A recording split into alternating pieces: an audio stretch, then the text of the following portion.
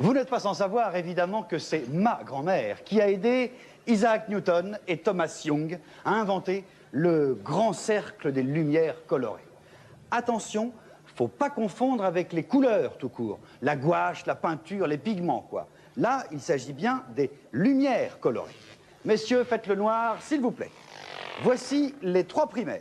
Le rouge, le vert, le bleu. Vous savez, on peut tout faire avec ces trois couleurs. Pardon. Avec ces trois couleurs lumière, on peut faire toutes les nuances possibles. Du rouge plus du vert, par exemple, ça donne du jaune. Toutes les lumières ensemble, le rouge plus le vert plus le bleu, ça donne du blanc. Messieurs, je vous laisse.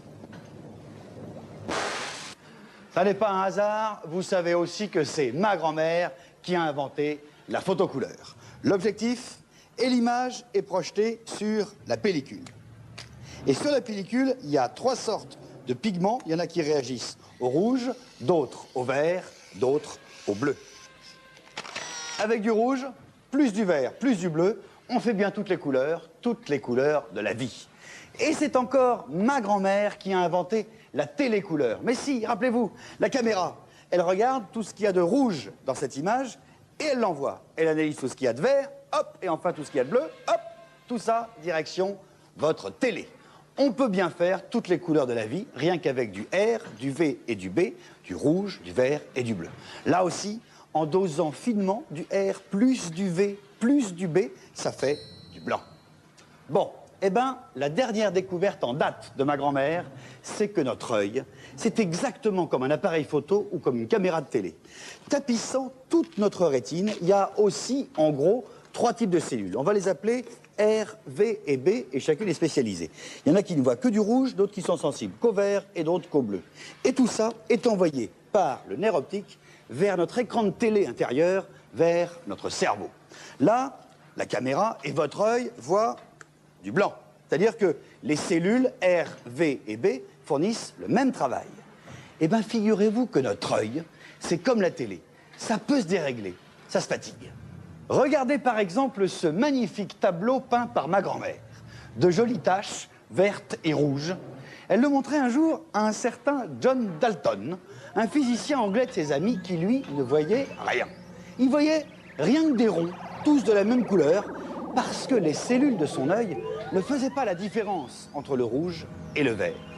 En fait, c'est grâce à ma grand-mère et à ces tableaux qu'on peut voir aujourd'hui si quelqu'un est daltonien.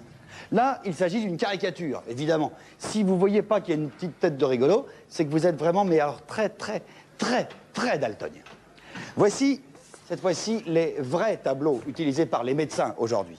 Là, en revanche, si vous ne voyez pas qu'il y a écrit 74 et 96, il y a trois solutions. Soit vous avez une télé noir et blanc, soit votre télécouleur est mal réglée, soit vous devriez aller voir un ophtalmo. Revenons à nos fantômes. Que vous soyez ou pas daltonien, regardez bien votre télé et fixez la petite croix au centre de l'écran. Cette image est projetée actuellement dans votre rétine. Dans la zone qui voit du blanc, tout le monde travaille, R, V et B. En revanche, dans la zone de votre rétine qui reçoit le rouge, il n'y a que les cellules R qui travaillent, et qui travaillent dur, puisqu'il n'y a que du rouge. Les autres ne font rien, elles se reposent. Si bien que lorsque l'on change d'image, surtout fixez toujours bien la petite croix, hop, là où il y avait du blanc, ça ne change pas, tout le monde travaille.